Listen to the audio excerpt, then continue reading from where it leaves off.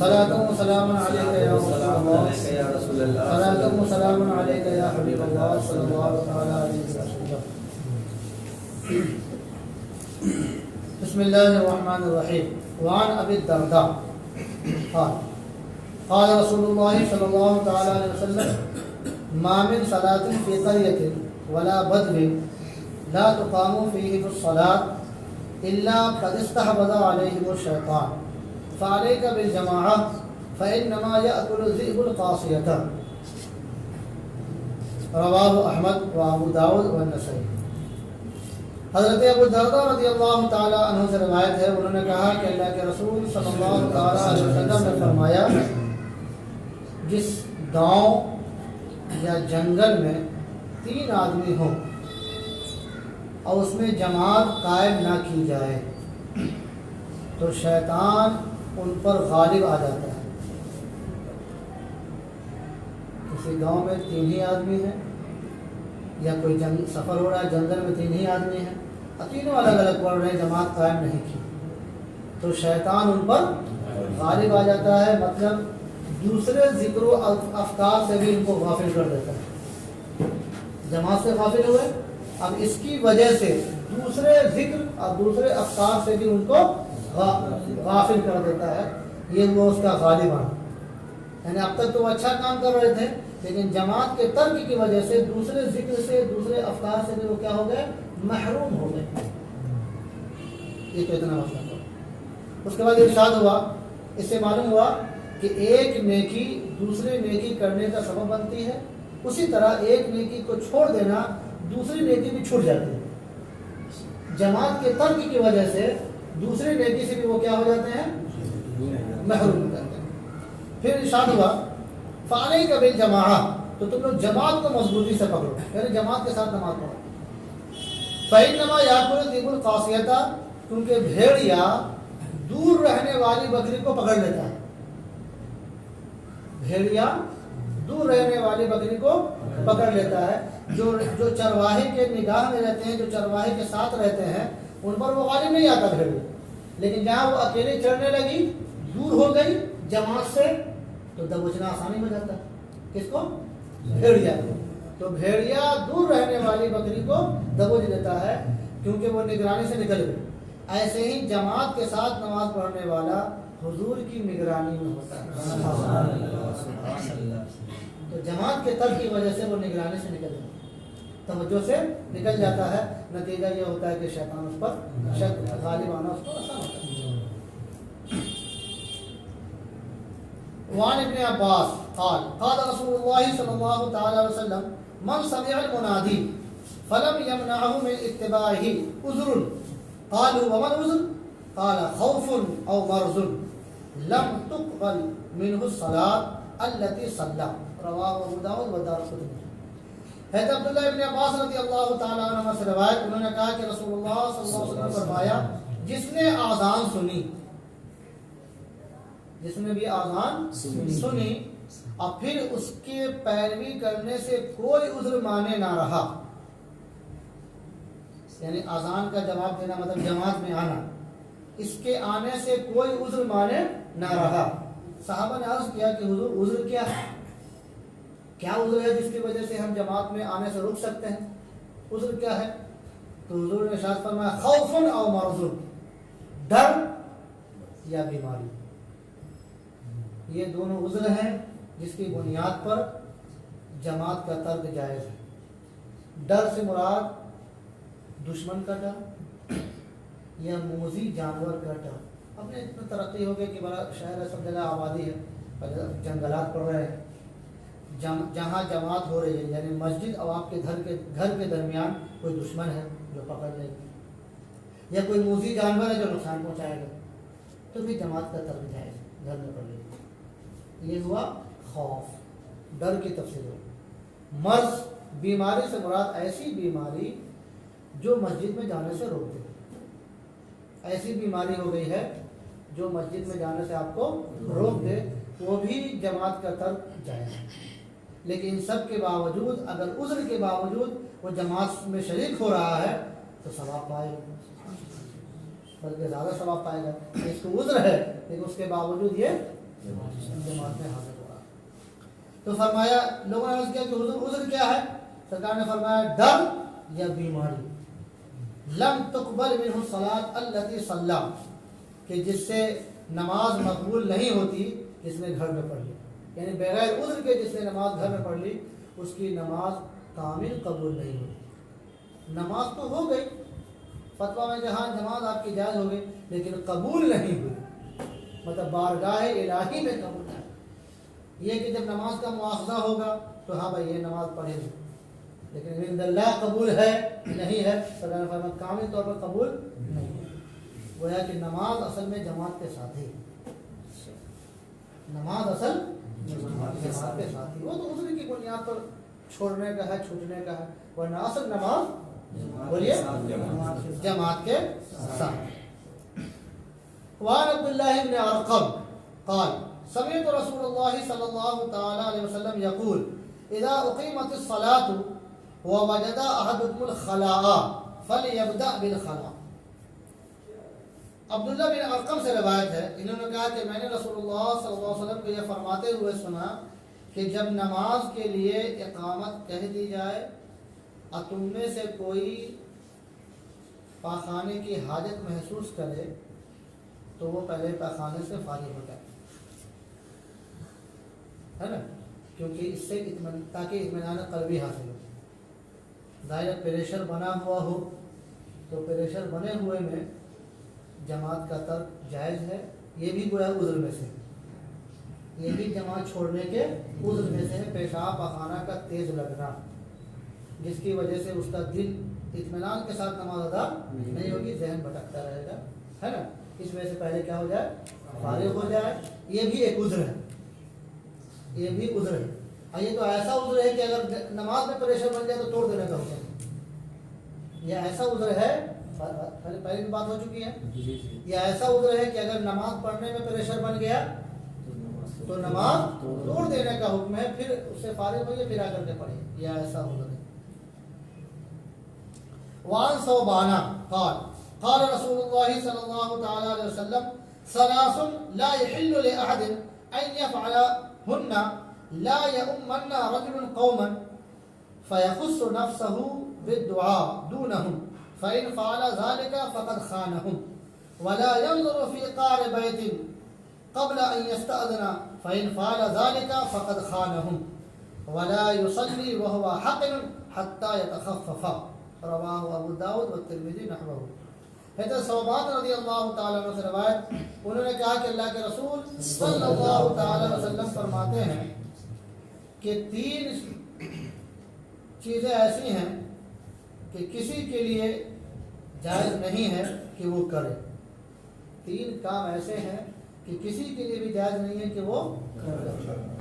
وہ 3 کام کیا ہیں؟ نمبر 1 میں بتایا لا یؤمن رجل قوما،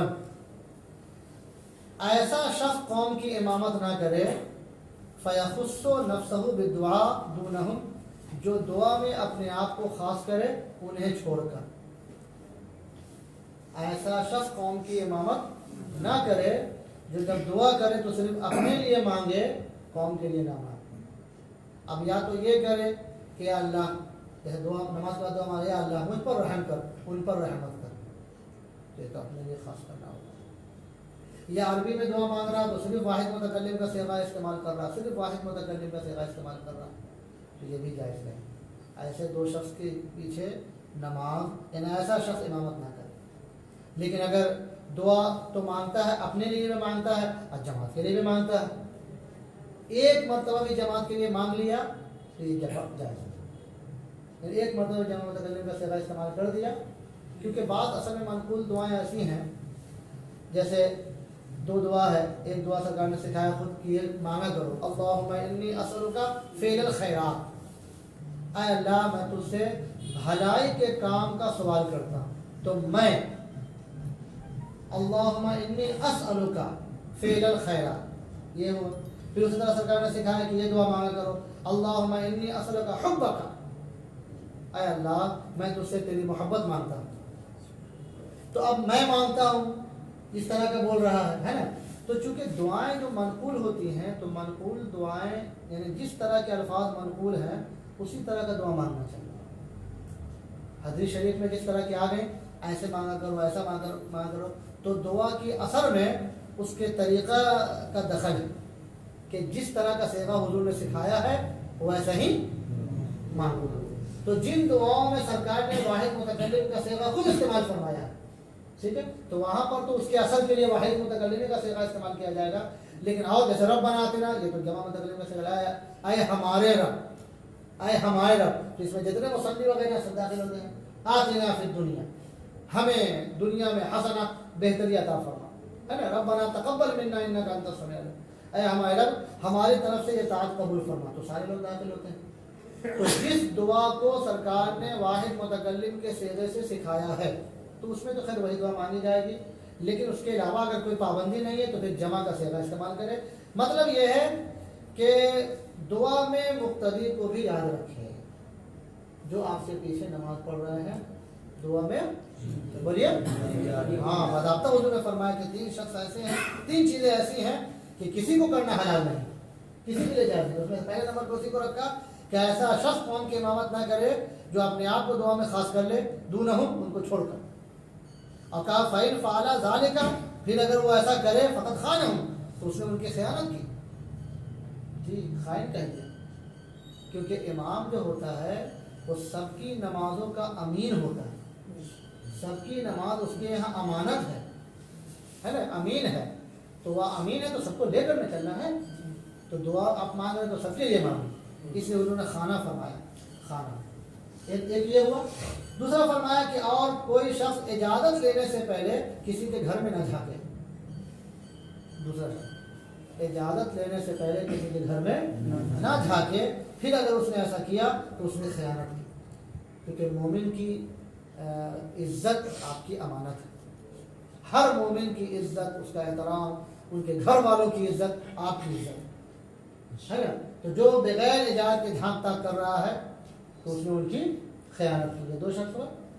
تیسرا اور وہ شخص جو پیشاب پاخانہ سے بھرا ہو مطلب پورے طور پہ اس پر غالب ہو وہ شخص بھی نماز نہ پڑھے جب تک ہلکا نہ ہو. یہ تیسری چیز ہلکا ہو گیا اب وہ اطمینان کے ساتھ نماز ادا کرے گا. آخری حدیث اس باب کی آخری حدیث مطلب دوسری فصل کی آخری حدیث. وعن جابر قال قال رسول اللہ صلی اللہ علیہ وسلم لا تؤخر الصلاة لطعام ولا لغیرہ. نماز کو کھانے وغیرہ کی وجہ سے مؤخر نہ کرو.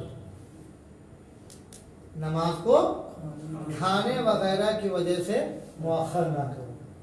اب اس کے 3 مطلب ہو سکتے ہیں. نماز کو کھانے وغیرہ کی وجہ سے مؤخر نہ کرو. ایک مطلب تو یہ ہو سکتا ہے کہ کھانے کی تیاری کے انتظار میں نماز میں دیر مت لگاؤ. یعنی کھانا تیار ہو رہا ہے چلو کھانا تیار ہو جائے گا پھر کھا لیں گے پھر نماز پڑھیں گے. ایسا نہ کرو. کھانے کی تیاری کے انتظار میں ابھی کھانا بن رہا ہے میری بات سمجھ آ رہی ہے. ایک مطلب یہ کہ کھانا کی تیاری کے انتظار میں نماز میں دیر مت لگا ابھی بن رہا پڑھ لو ٹھیک ہے. ایک مطلب اس کا یہ ہوا. دوسرا مطلب یہ ہے کہ کھانے کی وجہ سے نماز قضا نہ کرو. اب کھانا تو موجود ہے لیکن اگر کھانا کھاؤ گے تو وقت ختم ہو جائے نماز تمہاری قضا ہو جائے گی. تو کیا کر لو نماز پڑھ لو. اب کھانے کی وجہ سے نماز کو قضا نہ کرو. وہ مسئلہ مت دماغ لگاؤ کہ بھائی جب کھانا موجود ہو تو پہلے نماز پڑھ لو پھر پڑھو. وہ اس وقت ہے کہ جب وقت موجود ہو. یہ بھی حضور کا ارشاد ہے وہ بھی حضور کا ارشاد. یہ بھی حضور کا ارشاد ہوا.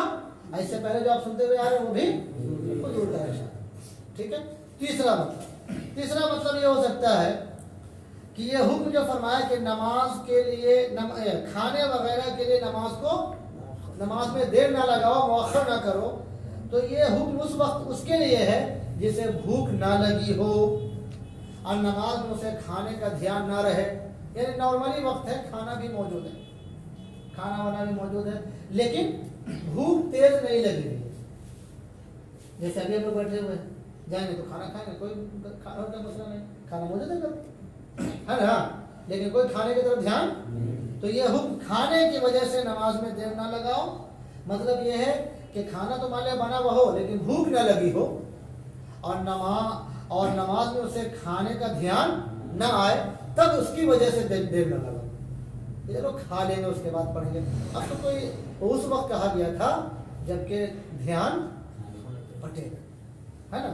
تو جب مسئلہ وہی رہا کہ جب بھوک تیز لگی ہو تو اور کھانا موجود ہو تو پہلے کیا کر لیجیے، کھانا کھا لیجیے. لیکن اس وقت جبکہ وقت، ہاں اگر وقت چلا جائے گا تو جی، کیونکہ وہ قضا ہو جائے گی سیدھے.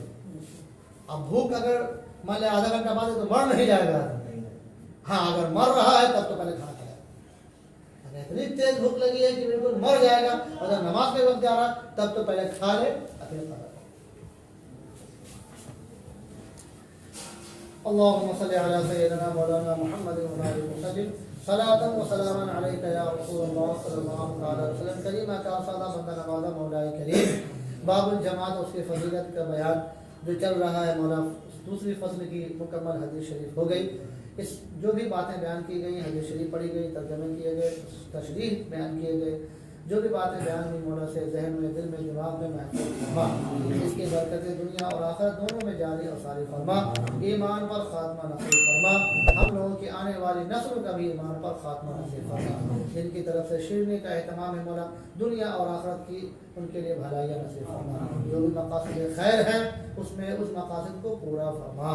وصلی اللہ تعالی علی خیر خلقہ محمد وعلى آلہ واصحابہ وازواجہ وذریاتہ اجمعین برحمتک یا ارحم الراحمین لا الہ الا انت.